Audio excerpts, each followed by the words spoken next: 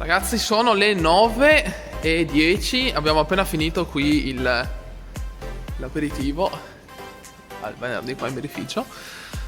Adesso andiamo a casa, ci cambiamo, mangiamo qualcosa e poi andiamo in un locale che stanno facendo tipo una serata di musica. A dopo.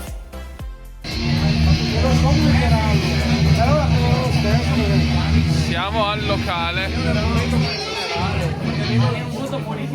Sì, un amico lavora 3 anni in